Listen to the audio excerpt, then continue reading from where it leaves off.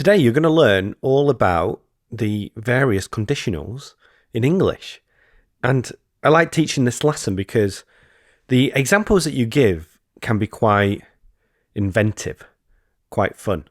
And a great idea with this, just like any of the lesson that I give, is for you to practice some sentences and use the app that I recommend. I'll leave a link in the description for that. So then they can correct sentences for you. But yeah, we're going to talk about conditionals in English.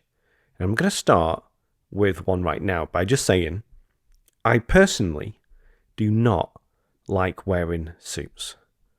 So a suit is that formal attire with the pants and the jacket, a shirt, and normally a tie as well. And I don't like wearing suits because they're uncomfortable. I don't know about you, if you are male, if you like wearing suits, but I don't like wearing them. But I wear a suit when I go to a wedding. I wear a suit when I go to a wedding. Now, this is called the zero conditional, and I'll explain it in a minute. But before I do, hello, my name is Jack from tofluency.com.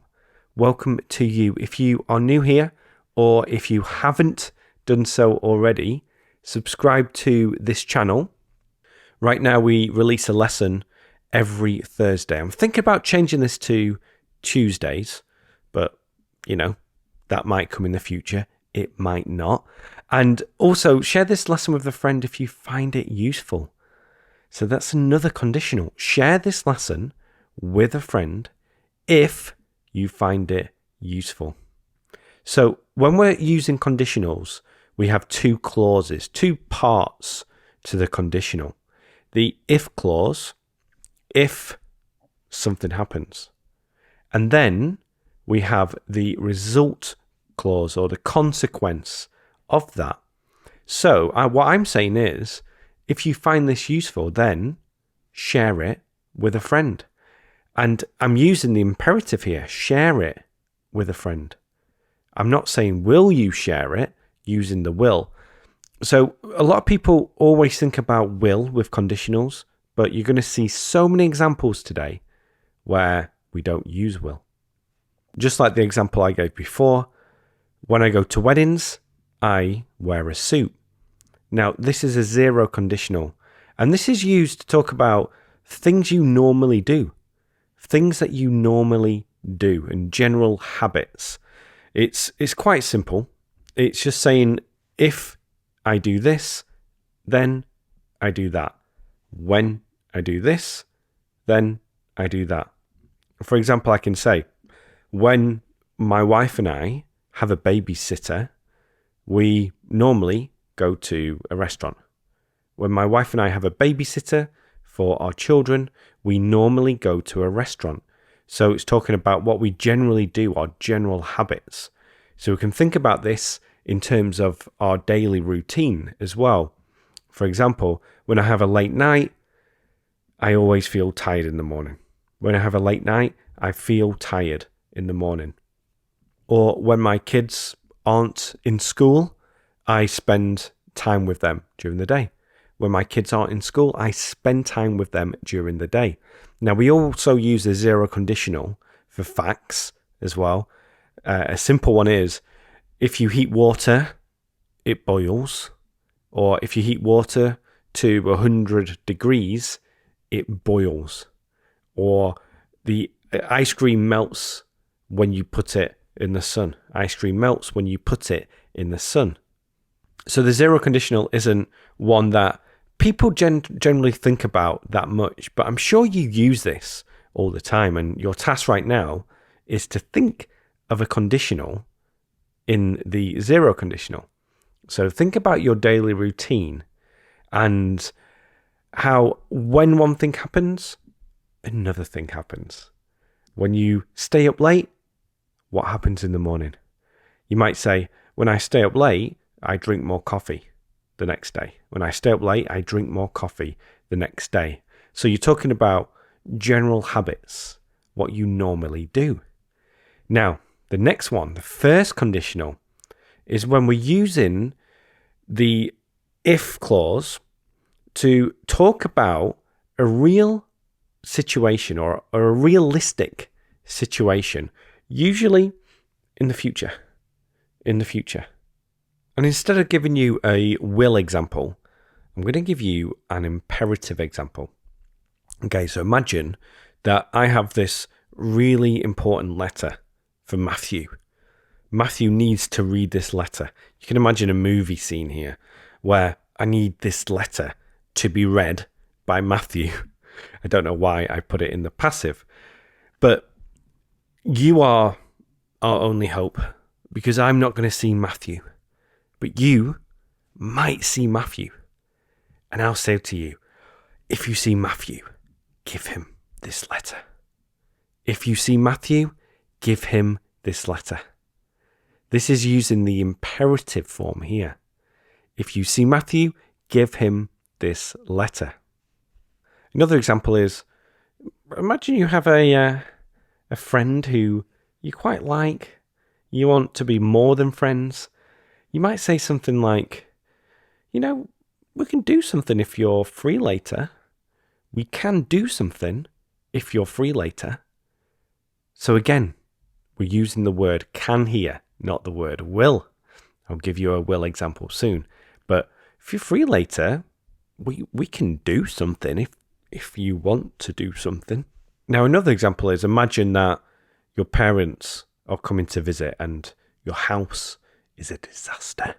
You have just left things everywhere. It's dirty. The windows are dirty. Everything is so dirty. You can say to your husband or wife, okay, if my parents come, we have to clean the house. If my parents come, we have to clean the house. Again, I've not given you an example with will yet, but if my parents come, we have to clean the house. All right, I think you're ready for a will example, and it's this. If we don't clean the house, my parents will go crazy. If we don't clean the house, my parents will go crazy. So this is, again, it's a realistic situation in the future. There's an if clause and then a consequence. If we don't clean the house, my parents will go crazy. And I want to give one more example, like a movie example again. You can imagine this, where in the movie you might say, if you ever see her again, tell her that I love her. If you ever see her again, tell her that I love her. That is my American accent. If anyone is a movie agent in Hollywood, send me an email, jack@fluency.com. And then I want to give you one last example, but using a question. So imagine that you have arranged a wedding, and the wedding is outside. You've paid a lot of money. You have all the things you need. You have all the food, the photographer. And then you start thinking and you ask the question, but what will we do if it rains? What will we do if it rains? So you're asking the question, if it rains, what will we do? And as you can notice with these conditionals, you can switch them around. You can have the if or when clause at the start, or you can have it at the end. What will we do if it rains? And your partner says, I haven't thought about that. Okay, the second conditional, the fun one. This is the one where we talk about impossible or improbable situations. And the number one example, actually, I think there were two big examples. One is, if I won the lottery, I would buy, and I'm sure you've seen this in every textbook, English textbook or English course. If I won the lottery, I would buy a new house, which, is true, probably in a lot of cases, but we can do better. We can think about different things as well. And actually, I do want to give that lottery example as a good example of when it's impossible versus a real situation, even if it's improbable. Because let's say that you have a lottery ticket for tonight. Your friend might ask you, what will you buy if you win? What will you buy if you win? Whereas you might just say, a friend might ask you randomly, what would you buy if you won the lottery? Now, the reason we can use the first conditional here is because you have a ticket. You actually have a lottery ticket.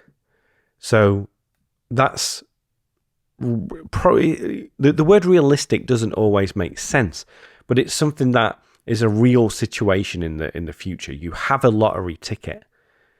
Oh, well, if I win this tonight, I'll buy a new house tomorrow, most likely. Whereas if you won the lottery, what would you buy is more of a hypothetical. Let's fantasize about this. Let's have fun with this situation. A question I like to ask is, if you could live in any country in the world, which country would you choose? So if you had the ability, if you could live in any country in the world, which country would you choose? Leave your answers below if there is a comment section below. Now, going back to our letter to Matthew, imagine if our friend reads this and they say to you, oh my goodness, I wouldn't give that letter to Matthew if I were you. I wouldn't give that letter to Matthew if I were you. So this is like giving advice to somebody. If I were you, I wouldn't take that job. If I were you, I wouldn't date him. If I were you, I would not. I would never date him if I were you. I would never date him. Now, the second conditional reminds me a little bit of the would you rather questions, where you give two options or maybe more options, and somebody has to choose one of the options. Now, sometimes these are strange or rude or something else, but I'm just going to give you a couple of fun ones, and I'll send you to a website where you can read more about it. Would you rather have the ability to see 10 minutes into the future or 150 years into the future? I mean, that's easy, isn't it? It's definitely 150 years into the future. Unless you're, I don't know. No, definitely 150 years into the future. So you can see what the world is going to be like then. Whereas 10 minutes, I suppose you could do something like put a bet on if there's a soccer game that ends, but it's kind of boring, that one. Right, here's another one. Would you rather labour under a hot sun or extreme cold? Probably extreme cold, but with really good clothes on. Would you rather wear the same socks for a month or the same underwear for a week? I'd say the same socks for a month. No, the same underwear for a week. Would you rather have a sing-off with Ariana Grande or a dance-off with Rihanna? Now, a sing-off is where you have a competition of singing, and a dance-off is where you have a competition of dancing. And this one is easy for me, a dance-off with Rihanna, because I would win. Anyway, let's just go back to the second conditional. Another one, people use this a lot in terms of if I had more time. I think time and money, people talk about these two. If I had more time, I would do this. If I had more money, I would do that. If I had more money, I would have more time. And if I had more time, I think I would spend more time just in nature, outside, just not doing nothing, but just not feeling like I have to do something. So that is the second conditional. The third conditional is used to talk about impossible things or like hypothetical things, similar to the second conditional, but in the past. So we can change the past to then change the past. Or we can change one part of the past and change another part of the past. And we often use it to describe things that we regret or just about how things would be different. Now, the example I like to give is that I met my wife in a language school, and I came out of my hostel and actually I didn't ask for directions, but this guy just approached me because I had a map, and I was obviously not from Ecuador. And he said, "Oh, where are you going?" So I told him the language school, my first choice. And he said, "Oh, go right. Just go right. It's down that road." And I thought, no, it's not. I know, I'm looking at my map. It's the other way. So when someone gives you directions, you have to follow what they say, because it's strange, isn't it? Going off in the other direction. So anyway, I followed his directions and looked at my map a few minutes later, and I said, "Look, I'm at option number 2. I'm closer to that option, so I might as well." Great phrase. I might as well just go to that language school now. So I did. That's where I met my wife. So I often say, if that guy hadn't approached me, I wouldn't have met my wife. So I don't know who he is. If you're listening to this in Ecuador and you remember this situation, let me know. But if that guy hadn't approached me, I wouldn't have met my wife. So we're talking about how you change one situation in the past and what that consequence is in the past as well. Now I'm going to give you the typical example that you see in textbooks. Are you ready? Are you ready for this? If I had brought my umbrella, I wouldn't have got wet. If I had brought my umbrella, I wouldn't have got wet. Now, the only way I see people use this is in a very sarcastic way, like where a parent says to the kid, "Okay, it might rain, take your umbrella," or "It's going to rain, take an umbrella." And the child says, "No, I don't need an umbrella." And the mum or the dad says, "Come on, just take an umbrella with you, just in case. If it doesn't rain, don't use it. If it rains, you have your umbrella." "No, I'm not taking my umbrella. I don't need my umbrella." And then the child comes back 10 minutes later, soaked.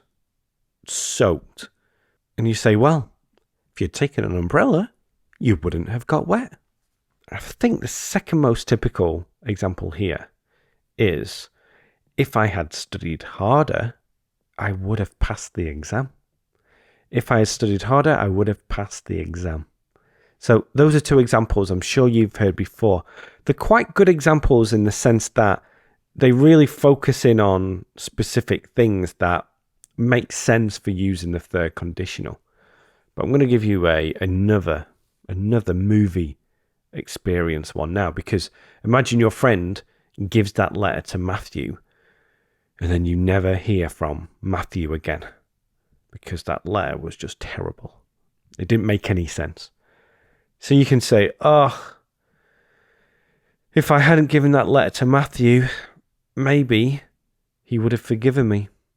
If I hadn't given that letter to Matthew, maybe he would have forgiven me." Now, sometimes we are not completely certain that changing the past would change the past. So you might say something like, "Well, if I'd studied harder, I might have passed the exam. If I had studied harder, I might have passed the exam." Or with more intonation. I'll give it to you with more intonation. "If I'd studied harder, I might have passed the exam. I might have passed the exam. I'm not quite sure. I might have done it, but maybe not." Or, "Oh, I could have come to the party if you had told me." So this person didn't tell me about this party, and I don't like to miss parties. But maybe I was unavailable. So, "I could have come to the party if you had told me." Or, "I would have come to the party if you had told me," which is a lot stronger. And then I want to give you a question example. You might say, "So, would you have passed the exam if you had studied harder? Would you have passed the exam if you had studied harder? Maybe." Okay, so those are the various conditionals in English. But wait, there's more. there are more conditionals. There are these conditionals called mixed conditionals. And I'm not going to go into too much depth here. I'll leave a link to a video I made on this, but I'm just going to give you a couple of examples. A great example is, if I'd bought Bitcoin in 2011, I would be rich now.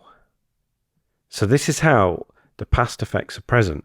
If I had bought Bitcoin in 2011, the past, I would be rich now, the present. Or if that guy hadn't have given me the wrong directions in Ecuador, if he hadn't have given me the wrong directions, then I wouldn't be in America now.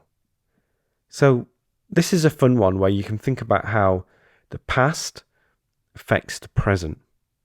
And you can also have ones where the past affects the future, or your current situation affects the future, those types of things. Or your current situation affects the past. Again, I'll leave a link to the lesson I made on that, so then you can go through that quite slowly and have a good look at the examples. So the 0, first, second, and third conditionals. We use these a lot in English and they're fun to use. Like I said before, the 0 conditional focuses on habits and facts in general, what you normally do. The first one talks about a future situation, a realistic future situation. The second one is more about hypothetical situations or improbable ones. And then the third is about things in the past, which is, again, a fun one to use. So again, if you found this useful, here's a conditional, then please share it with a friend. So just click that share button, send it by Messenger, send it by iPhone message, or post it to a Facebook group. Share the love. Share this with more people. If you're listening on Spotify, hello. If you're listening on Apple iTunes, hello to you. And if you're listening on YouTube, hello, YouTubers. Good to have you here. So again, I hope you found it useful. And it's great having you here with me. Like I said, we release a lesson about once a week. I say about once a week, every week. We might start doing it on Tuesday soon. Let me know what you think about that. And yeah, if you're new here, subscribe to these lessons. Thanks again for being here, and I'll speak to you soon. Bye-bye.